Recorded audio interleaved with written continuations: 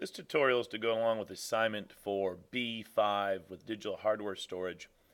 In this assignment, what we're going to create is we are going to create a table that compares the external digital storage capacities and connections of the different options we have for external digital storage. Now, these are the options that we can use if we want to add more memory or more storage capacity to our digital devices, our computers, our handhelds, our phones, so on and so forth. And what are some of our options there? That's what we're taking a look at. Now notice we did not include an internal hard drive here or writable DVDs because that is not, we don't really consider those to be external. I suppose you might say DVDs are that way, but they're not rewritable, most of them, and just not a viable option for most folks when it comes to external storage, digital storage solutions. Okay, so we're going to recreate these. So what we're focusing on is the digital hard drive, flash drive, SD cards, and portable hard drive. We're going to make a table that looks like this. We, of course, have the name of each. We have our image that we used. We have how do they connect to the computer or digital device. It shouldn't be just a computer, but any digital device. And then what are their storage capacities? Because these are all things you need to consider if you're going to purchase or acquire some sort of way of either expanding the storage or being able to share things between devices. So let's go to a slide here that is more like where you guys are at right now. And that's where you brought these images in. Maybe you did some labeling of them, which is great. I don't know if you got around to that or not.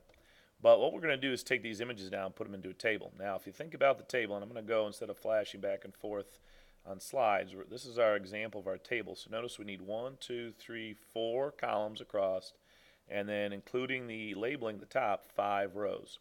So I'm going to go to my table tool here, insert table, menu rather.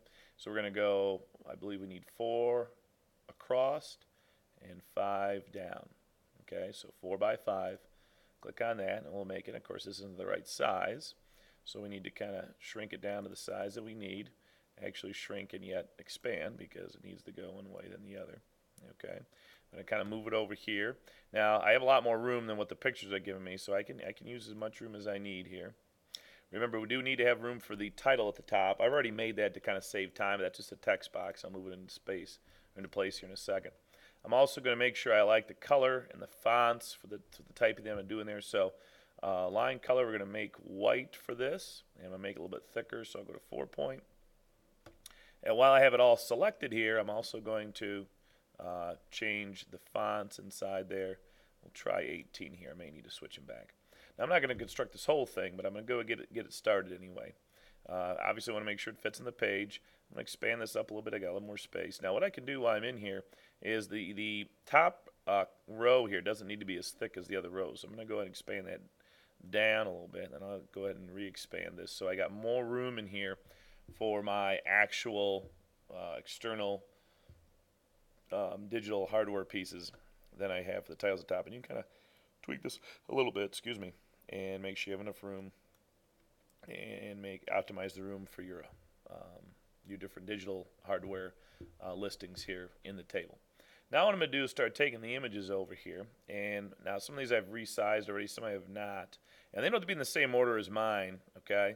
But we do need to put them. We want to put them in this column. Actually, before we get to that, let's go ahead and label the column. So this one I believe is just name.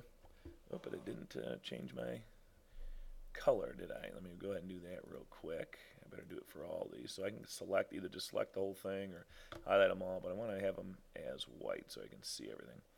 Now, if I forgot, remember this is listed on the assignment page. You can see it. So name, image, connection, storage capacity. Okay.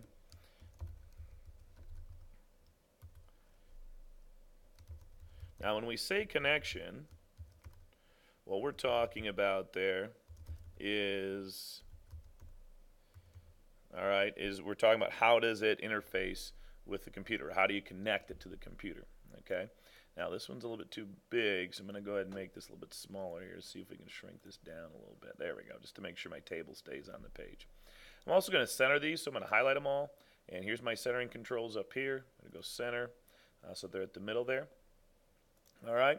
So now I have my column. So I need to put my images in here. So let's go ahead and start dragging some images over. Now, obviously, this image is too big for the box, I'm going to kind of put in the corner here as best I can up here.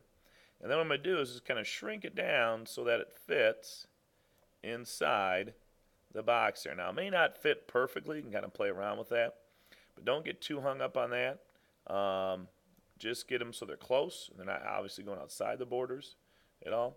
Now, one other thing you may want to do here, guys, and we've talked about this a little bit in class, but you might want to make it so that the table you're making is in the back. Now, what you need to think about is every item in here is like a sheet of paper. Let's pretend this is a sheet of paper with a picture on it. And the order that you put them on the screen is the order that they'll show up on the slide, okay? So what we want to do here is we don't want these in the back, we want them in the front. So I'm going to go ahead and click on the table itself, and I'm going to move it to the back, okay? Send to back. So I go to range, order, send to back. And that'll put them, so now you'll notice that instead of the table, like the line showing over top the picture, they're behind the picture now. So very quickly I'm going to move these over, okay, and put them into place, all right? And just kind of resize them so they fit in the boxes. All right, and the rest of it you should be able to do on your own. Okay, I can start typing in names here. All right, this is external.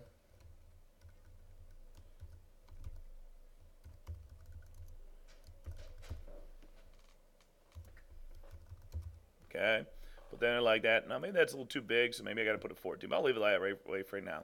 Now the connection, remember, is how it connects to it, and you can get that from here. From the table I shared with you. In this case, it connects with USB. And then something called FireWire as well, and that's a different standard that some computers have on them. Not many handheld devices have it, but some computers do. And then the storage capacity, don't forget, is how much room it has. So normally, an external hard drive goes from 1 terabyte all the way up to 8 terabytes. Now, you might want to put in there what TB stands for. I did that in the example I gave you. Okay, so notice here I put TB for terabyte, and I did it for the other ones as they show up. Okay, so what I'm going to do down here is I'm just going to go ahead and put TB equals terabyte. Oops.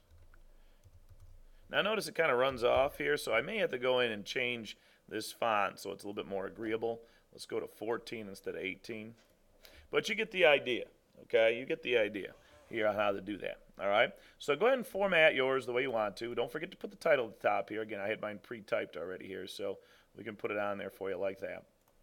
But go ahead and put that in there, and then just kind of compare them and see how they connect, their storage capacity, that sort of thing. Again, all this information is on the chart that I shared with you. You are not to use this one, however. You need to make your own, okay? And go ahead and construct it comparing those different storage devices, external storage devices that we've talked about in class.